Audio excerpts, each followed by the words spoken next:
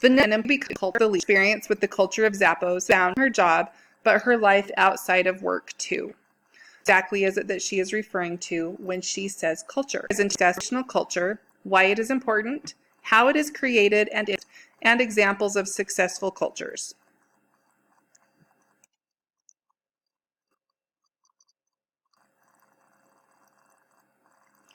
When most people hear the word culture, they think of foreign countries or but anytime there is a group of people who share a common identity, they will create a culture. There are many definitions of organizational culture. It involves artifacts, symbols, ceremonies, and stories, as well as values, practices, and behavior. D.D. Warwick defines it as the predominant beliefs, values, attitudes, behaviors, and practices that are characteristic of a group of people. Another definition says it is a balanced blend of human psychology, attitudes, actions, and beliefs that combined create either pleasure or pain, serious momentum, or miserable stagnation. But to put it simply, culture is the way we do things around here. Now that organizational culture has been defined, why is it important? In a study conducted by John Cotter and James Heskett, they evaluated various company cultures over a period of 11 years. Those companies with healthy cultures had a 682% average increase in sales versus 166% for comparable companies with less healthy cultures. Companies with healthy cultures also increased their stock value by 901% versus only 74% for comparable companies with unhealthy cultures. Researchers show that culture is the single greatest determining factor in how we see the world and how we behave on a regular basis. It plays a significant role in an organization's success or failure and has a significant influence on performance, morale, job satisfaction, employee engagement and loyalty, employee attitudes and motivation, and efforts to attract and retain talented employees. Tony Hsieh, CEO of Zappos, said, "If you get the culture right, most of the other stuff, like great customer service or building a great long-term brand or passionate employees and customers, will happen naturally on its own." Likewise, Lou Gertzner, former chairman of IBM, said, "Culture isn't just one aspect of the game, it is the game. In the end, an organization is no more than the collective capacity of its people to create value." One example of the importance of company culture is NASA. Some scholars attribute the crash of the Space Shuttle Columbia and the Challenger explosion to a change in NASA's culture. They went from rewarding space safety and technical brilliance to a reward system that valued efficiency and the reuse of space shuttles. This example shows how vital it is that the culture contributes to achieving the best results for its organization. A contrasting example of how culture can create positive results is Disney.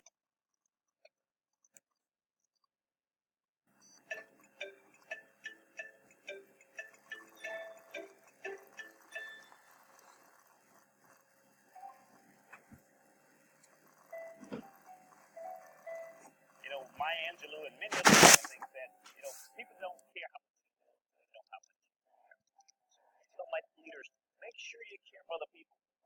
You can't get it done unless you do it through other people. We had problems. We were trying to get a dish machine changed out, and everybody's talking about how difficult it was. So I went in and costumed as a steward and worked in that particular location with them. And go, wow, what a difficult job it was. And we actually were able to get the money to change that dish machine. But what it also showed was care and concern for my people. If they had to struggle through that, then I was going to struggle through with them. By doing that, I developed leaders. Those people become better leaders, and hopefully I instill something in them that they'll now take and use with other people as they become stronger leaders. My direct leader right now is Rylas Carter. He's the Vice President of Resort Park Sales Services, Park Event Operations. He has a very large scope of his responsibility, and we do monthly one-on-ones. And I call Rylas a man of the people. And we walk the areas on some of our one-on-ones, and they're scheduled for an hour. And there are times it'll take 3 or 4 hours because he literally will stop and talk to every person that we come in contact with because he knows them by their name, he knows their families. He wants to genuinely show them that he cares about them and vice versa that they care about him.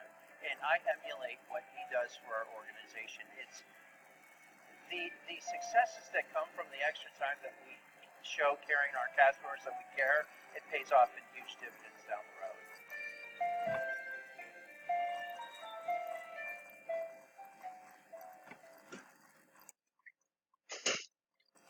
We can see from these two examples that culture matters.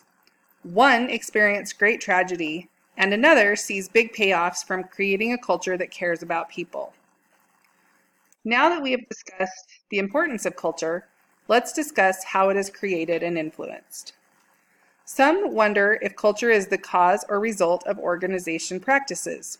Culture significantly affects how an organization is run, and organization practices significantly affect organizational culture. So in other words, both are important. Both affect the other, and both need attention to achieve the best results. Culture can be created by design or by default. It can be done purposefully and intentionally, or it can be left to chance. Creating culture takes intelligent and focused work. It is more than posting values on walls and passing out handbooks. Let's look at the example of Enron. Enron created a 64-page manual outlining the company's mission, core values, and ethical policies that all employees were expected to follow. At its peak, Enron employed nearly 22,000 people, was one of the largest energy companies in the world, and had been named America's most innovative company for 6 consecutive years by Fortune magazine. So how did Enron end up at the center of scandal in the mid-1990s? Enron listed its core values as communication, respect, integrity, and excellence. However, the actions of the company's leaders created a culture with values of greed and pride instead of reinforcing the code of ethics and aligning with the list of core values. People don't typically look to written codes for clues about how to behave. They look to others. A poorly run organization will not result in a healthy and vibrant culture, no matter how much the leaders may talk about the importance of culture and spend time trying to build a healthy culture. Walk and talk must be consistent. A healthy culture begins with effective leadership and management. Leaders can make all kinds of statements about the type of culture they desire, but ultimately, employees will respond to behaviors that they see valued, recognized, and rewarded. Leaders must evaluate the performance management and reward systems as well as their own decisions to ensure they are aligned with the desired culture. So what makes a successful culture? A strong, healthy culture is one where there is a clear understanding of what the cultural values and norms are. Weak and unhealthy cultures are created when the norms and practices are not well known or are confusing, inconsistent, or not reinforced. Let's look at some examples of successful company cultures.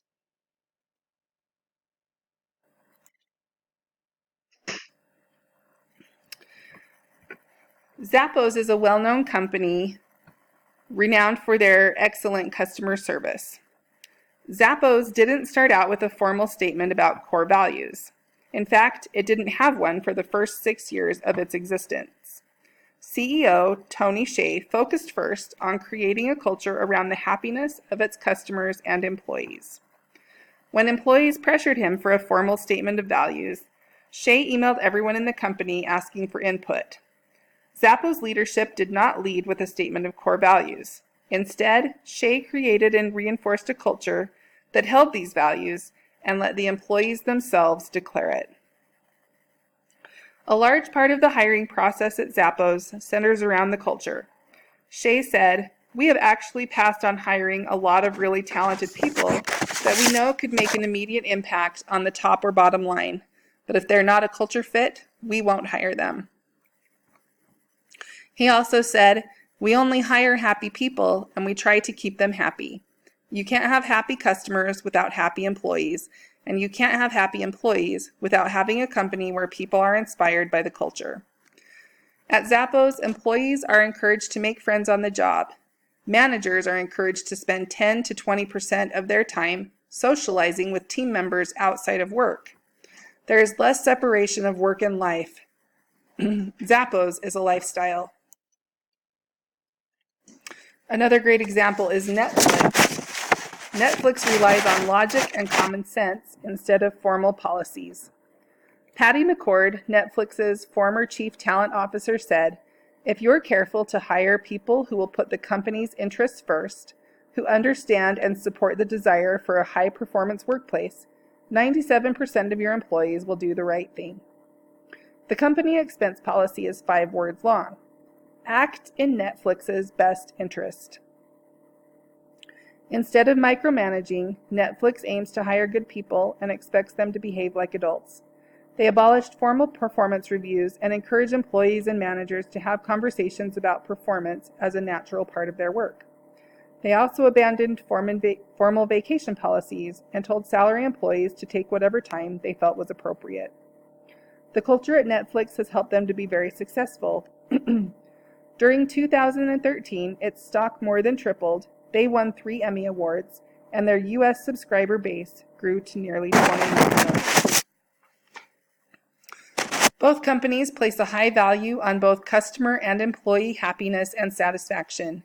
They are great examples of the success a company can experience when it cultivates a strong culture that enriches employees at work as well as in their everyday lives.